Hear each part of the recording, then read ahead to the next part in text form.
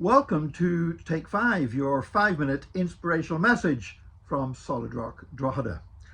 All this week, we're going to be looking at Dwight L. Moody, the great 19th century evangelist, and looking at some of the key moments and pivotal moments in his life and ministry and what we can learn from them. Now, back in the 19th century, you didn't go to a Dwight Moody crusade, you went to a Moody and Sankey crusade, because he was accompanied by Ira D. Sankey, who was a singer, and this guy would sing and lead worship before Moody would stand up and preach.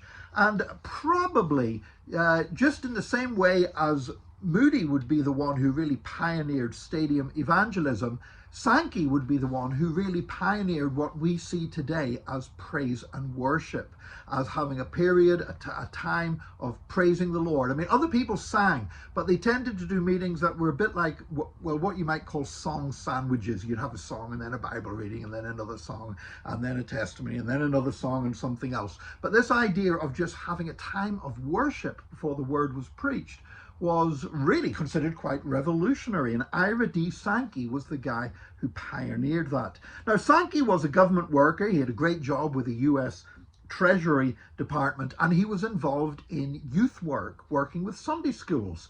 And so he was attending the International YMCA conference in Indianapolis in 1873. And you know, Moody was there, and Moody was involved in leading Sunday schools in Chicago at the time.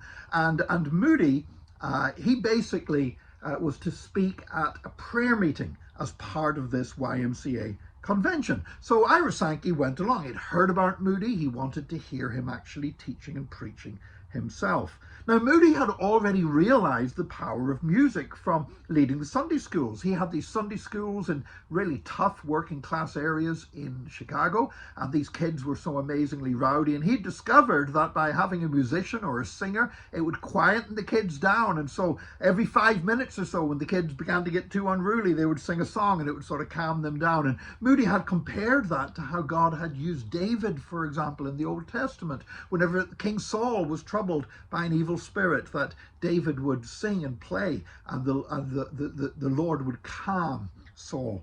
And so Moody already realized the power of music, and he'd used various singers and musicians in his meetings up to that point.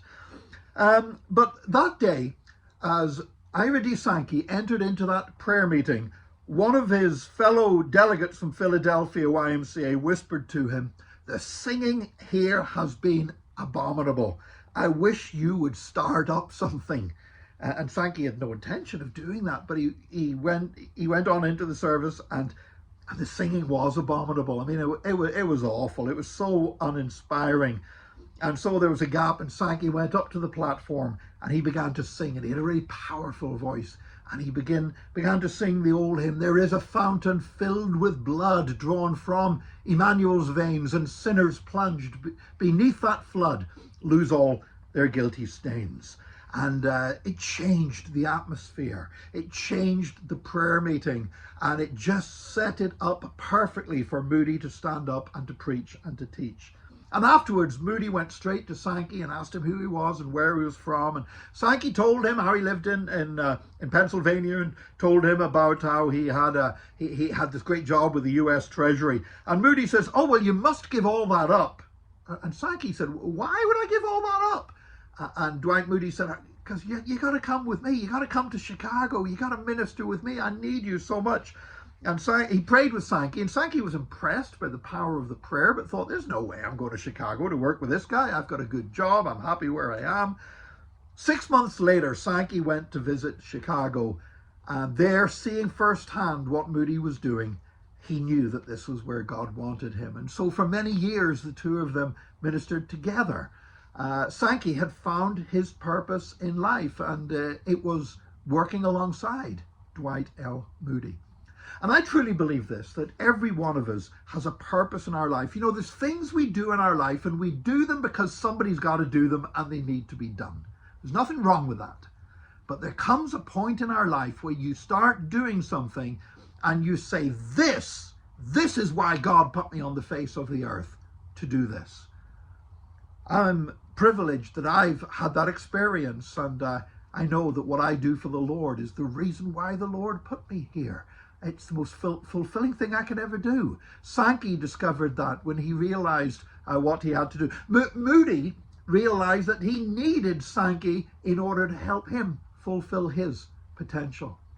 And my prayer for you today is that you would move on from just saying, well, I'll do anything for the Lord and whatever needs to be done, to actually saying, Lord, I believe that this is what makes me feel really alive. This is what really makes me feel fulfilled. This is where I know I can be of my most effectiveness for the gospel of Christ. Lord, I know this is where you want me to be. I pray that you will have that knowledge and that experience in your Christian walk in Jesus' name. God bless you. Join us again tomorrow for another Take 5, your 5-minute inspirational message from Solid Rock Drogheda.